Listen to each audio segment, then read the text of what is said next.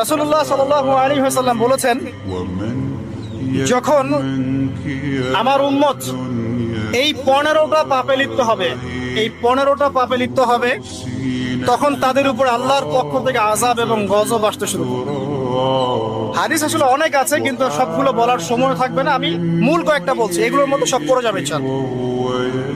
যখন আমার উম্মত এই 15টা কাজ করবে, তখন তাদের উপর আল্লাহর পক্ষ থেকে আযাব এবং গজব অবধারিত আসবে।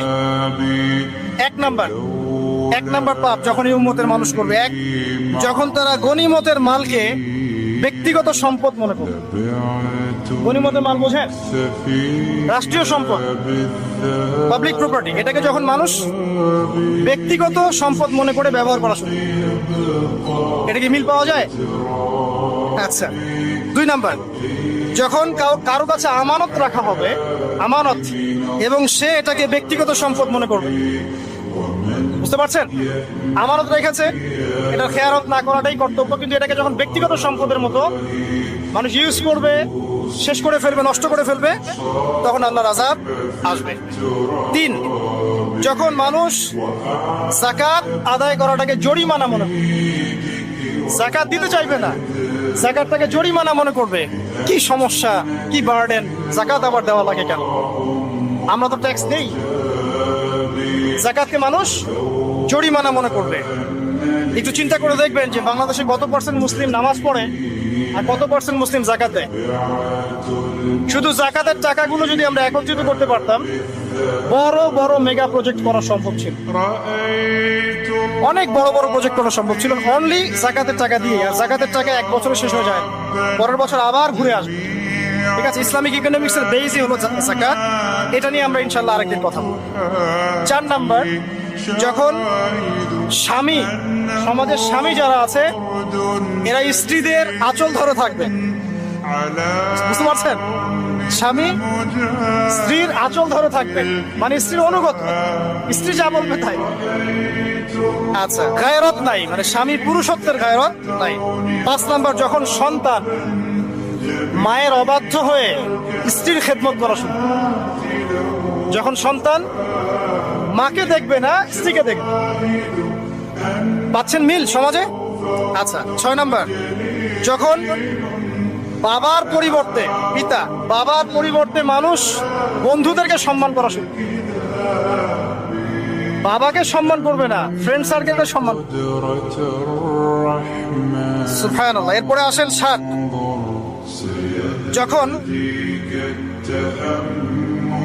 আমার কথা রাগ করেন না, এটা হাদিসে আছে, যখন সমাজের নিকৃষ্ট মানুষদেরকে নেতৃত্ব দেওয়া হবে।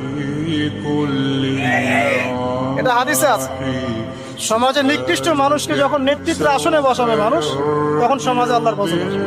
হাদিস তিরমিজি 2211 নম্বর। এরপরে 8, নবী সাল্লাল্লাহু আলাইহি ওয়াসাল্লাম বলছেন, যখন কোনো ব্যক্তিকে সম্মান করা হবে তার টর্চার থেকে বাঁচার জন্য।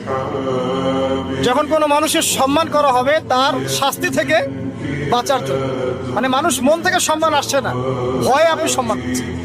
এই অবস্থা যখন আসবে, তখন আল্লাহর আযাব আসবে।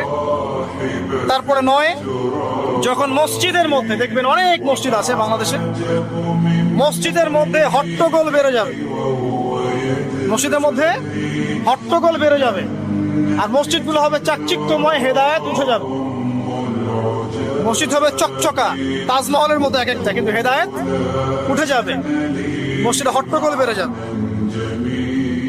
11, যখন পুরুষেরা রেশমি কাপড় পরবে, পুরুষেরা সিল্কের রেশমি কাপড় পরবে। পুরুষের জন্য স্বর্ণ আর রেশমি কাপড় পরা হারাম। এখন পুরুষের অনেকে স্বর্ণ পরে, রেশমি কাপড় পরে, এটা মহিলাদের জন্য জায়েজ। এরপরে 12, যখন প্রকাশ্যে মদ্যপান করা হবে। মদ্যপানের মধ্যে ভাই সিগারেটও পড়ে, আপনার গাঁজা, ইয়াবা সবই পড়ে। যারা প্রশাসনে আছে, আমাদের এখানে অনেক ভাই প্রশাসনে আছে, তারা জানে যে মাদকদ্রব্য নিয়ন্ত্রণ করতে তাদেরকে কত হ্যাসেল করতে হবে। আর এমন এমন কেস আসে যে মানুষ আপনি কল্পনা করতে পারবেন। আমি একবার বলেছিলাম যে এমন একটা যুগে আমরা বাস করছি যে এমন পাপ মানুষ করছে এখন, যা না কোনো চোখ দেখেছে, না কোনো কান শুনেছে, না কোনো মন কল্পনা করেছে, এমন পাপ। যখন প্রকাশ্যে মদ্যপান করা হবে, এবং লাস্টের দুইটা হচ্ছে 13, যখন বাদ্যযন্ত্রের সংখ্যা বেড়ে যাবে, বাদ্যযন্ত্রের চর্চা বেড়ে যাবে, এবং সর্বশেষ যখন গায়িকাদেরকে সম্মান করা হবে, এবং উম্মতের শেষের দিকের লোকেরা, মানে আমরা উম্মতের প্রথম দিকের লোকদেরকে গালিগালাজ করব। বুঝতে পারলেন?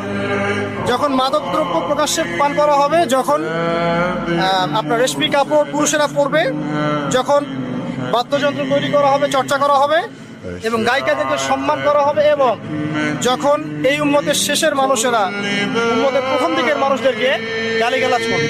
সাহাবীরা কি জানতো? আয়েশা রাদিয়াল্লাহু আনহা চরিত্র অমুক ছিল, এই ছিল, সেই ছিল, ইত্যাদি। নাউযুবিল্লাহ।